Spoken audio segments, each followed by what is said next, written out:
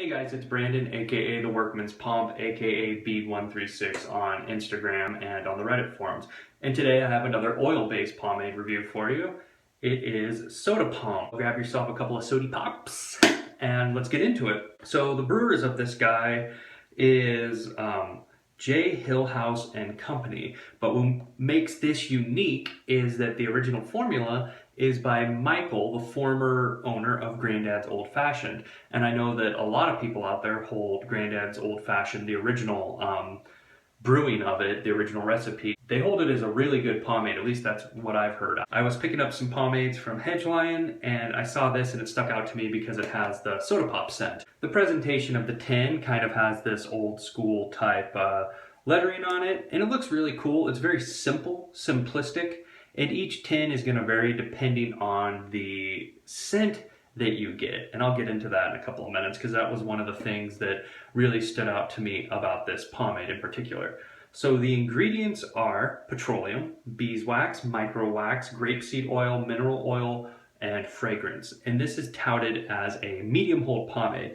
So a lot of the stuff in there is a little bit heavier in waxed base. And when I was looking at the ingredients, it kind of reminded me of Daily Grind by Pomp's Not Dead, which was one of the other main reasons that I wanted to try this to see if it was as good or kind of like a medium version of that. The scent on this is ginger ale, and it smells really good. It has like a strong ginger scent to it, but when you put it in your hair, it's not too aggressive, but you'll be getting whiffs of it throughout the day.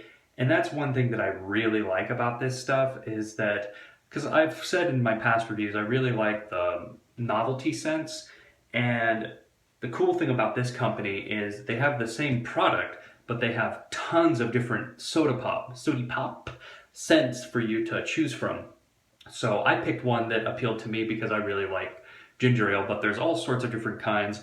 And I'm excited to try some of the other scents and see if they're on point to what they're describing. The ginger ale, however, amazing. It's brisk and it smells like, I know this sounds weird, but when you take that first sip of a ginger ale, when you open it up and you get kind of like that spicy, bubbly type feeling, that's how it smells. So let's get into the scoopability of it. You can see you need to apply some pressure because it's a wax-based pomade, but when it comes out, it's nice and creamy, pretty easy. So let's look at the breakdown of it. Put a little bit of warmth on my hand, rub this together. Whenever I know that it's like a kind of a wax-based pomade, I always like to warm my hands up really good when I'm doing this. You can see it breaks down to almost nothing.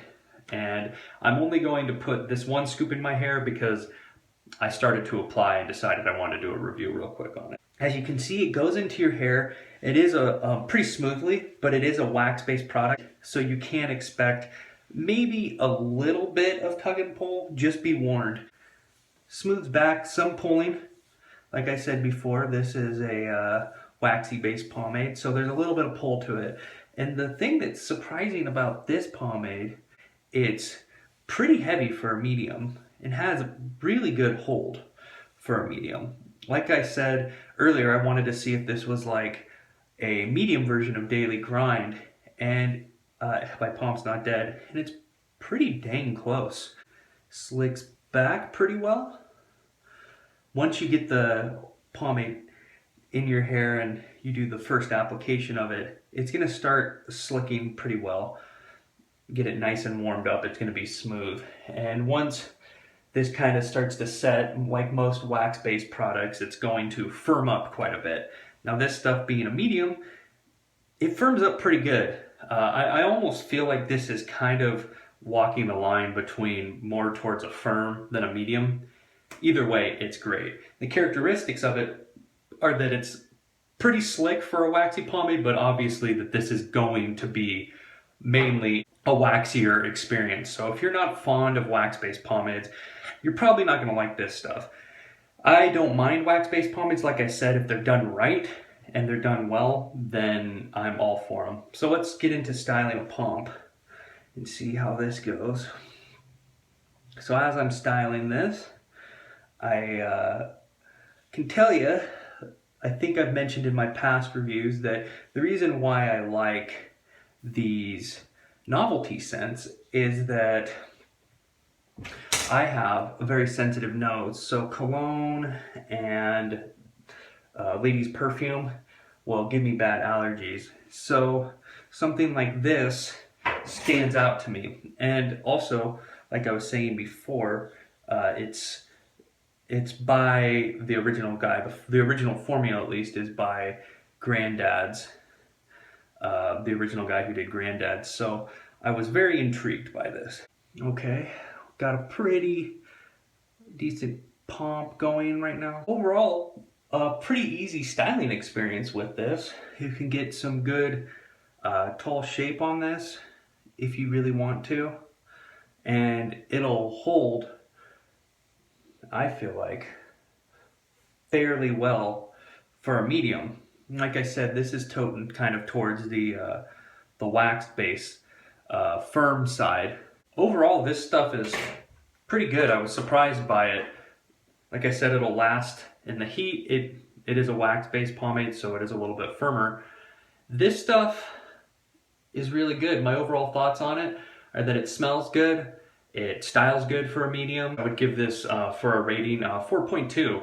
It's a great pomade. It's definitely a great medium that, like I said, is more of a medium to firm hybrid, and there's tons of scents for you to choose from.